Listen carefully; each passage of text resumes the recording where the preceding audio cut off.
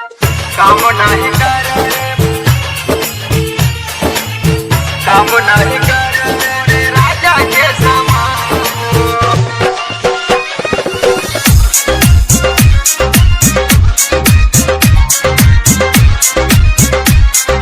DJ Rajesh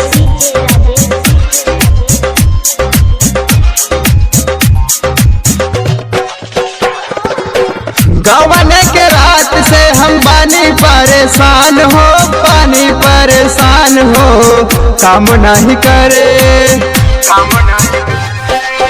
काम नहीं करे मोर बाला मुआ के समान हो। काम नहीं करे मोरे राजा के समान हो। गवाने के रात से हम बानी परेशान हो, बानी परेशान हो। काम नहीं करे, काम नहीं करे मोर बाला मुआ के समान हो। काम नहीं करे मोरे राजा के समान हो। राजा के समान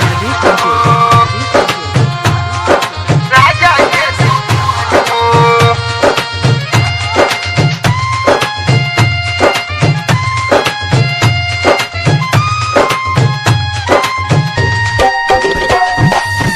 काम नहीं मोरे राजा के समान हो। डीजे राजेश कहियो नया वेला सखी हमारा नियरा, देखियो कर चाल मोरा धड़केला जियरा। एकदम गंवारे बाकाए सखी। कहियो नया वेला सखी हमरा नियरा, देखियो कर चाल मोरा धड़केला जियरा। असर नहीं करे हो रगड़ी कितना टांग हो, रगड़ी कितना टांग हो। काम नहीं करे, काम नहीं करे मोर बाला मुआ के समान हो। काम नहीं करे मोरे राजा के समान हो। कौनो काम नहीं करत हो, सब खत्म बा।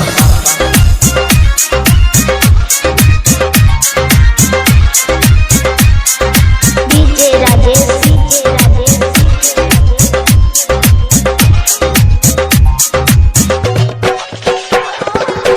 ससुरा से मजा मिले रोजे नैहर में। प्रदीप संग सुतल रही चोरी चुपे घर में। नैहर में बड़ा मजा आए सखी।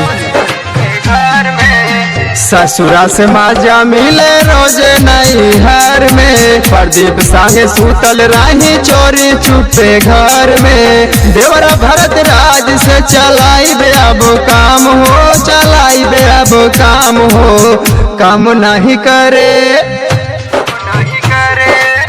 काम नहीं करे मोर बाला मुआ के समान हो।